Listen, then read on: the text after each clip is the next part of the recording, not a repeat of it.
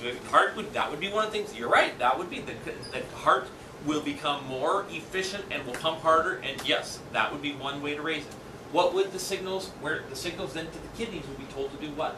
Retain water. Retain water. Now remember I talked about the pipes. Because when you stand up, what has to happen to the pipes so the blood doesn't sag? It has to contract.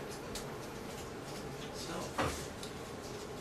where do the nerves come from to go to the section of the artery? And it's towards the end of that when those are getting down into small little arteries, right, where it's strategic, okay? When those muscles around those walls are told to contract, where do those signals come from?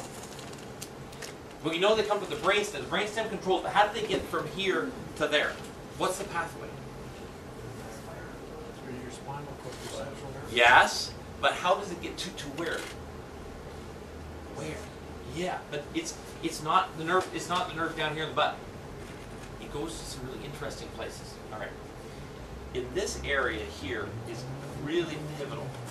Now, when someone is, how many people over 65 have high blood pressure issues? Boatload, right? Over 40%. How many people have humps in this area? Yeah. I am wondering, because if we start talking about the branch of the nerve system that controls that thing, that area is really, really important.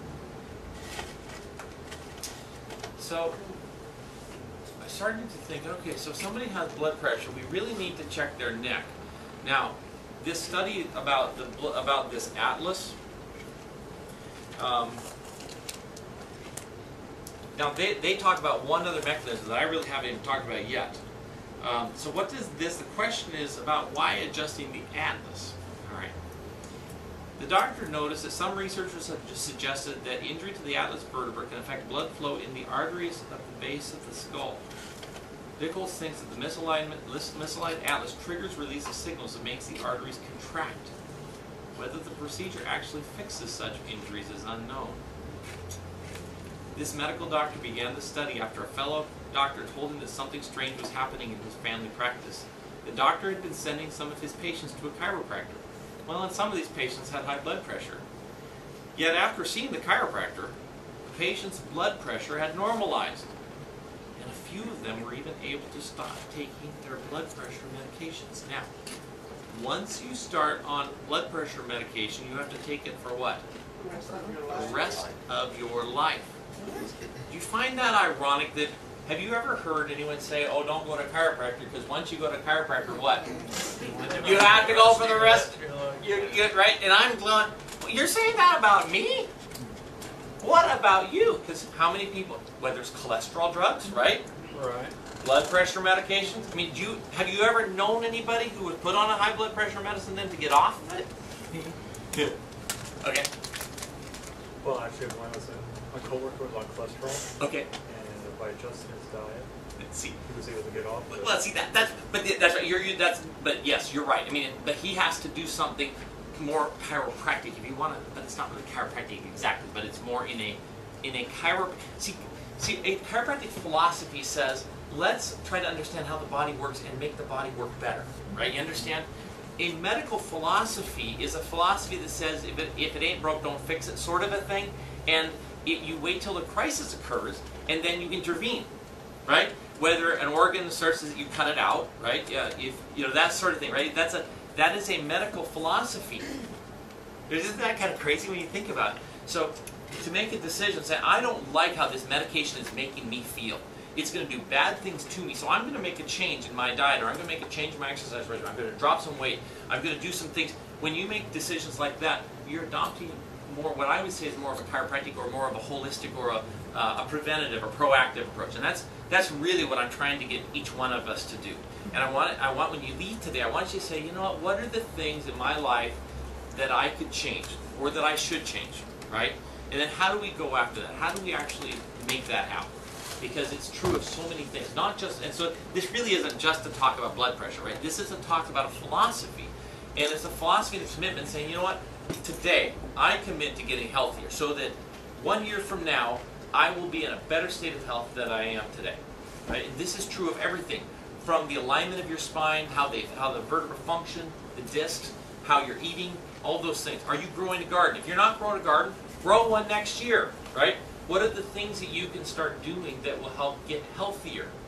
And if you say, I'm on 3 blood pressure medicines and I want to get off them, well, now I can't tell you to take or not take a drug, right? Because I can't prescribe those and I don't do that. Now, what I know patients have done is they've said, you know, Dr. Dave, this one medicine, I don't like what it does to me.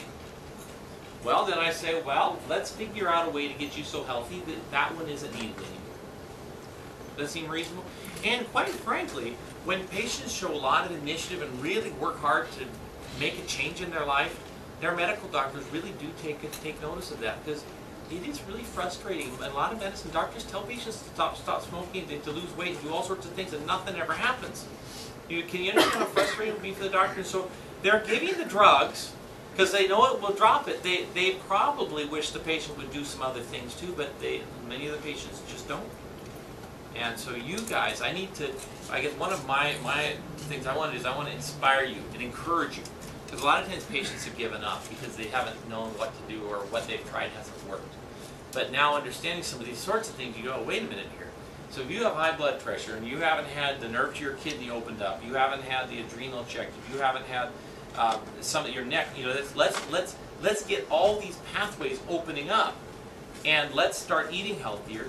Let's get on a regular exercise. Let's do these sorts of things, and then let's watch and see what happens to your blood pressure. Now, and people do get discouraged about this field. They don't know where to turn. Often they have talked to their doctors, and sometimes about all they've been told is you should be on this medicine, and that's kind of where the conversation ends. And if that's where you have found yourself, I would love to encourage you. Let's talk more, and let me be a resource for you. And I won't have all the answers, and I don't want to have the answers. I want to point you to places where you can come up with the answers. The answers aren't necessarily that obscure. I mean, you can go and Google. If you want to find this article, type this is called Chiropractic Cut Blood Pressure. So chiropractic lowering blood pressure. Type that in the Google bar, and you'll start seeing some of these articles. And you can see this one. There was a study done in I remember back. I got it one early. It was 1988. So this was published in JMPT of 75 students, and you know there's been a lot of studies over the years that have been done. And so you can kind of start nosing through some of those things and start thinking about this. But ultimately, if it is you, what we need to do is we need to look at you, and we need to look at your nerve system. And we need to see, is there anywhere along this pathway that there could be some choking off of that nerve flow?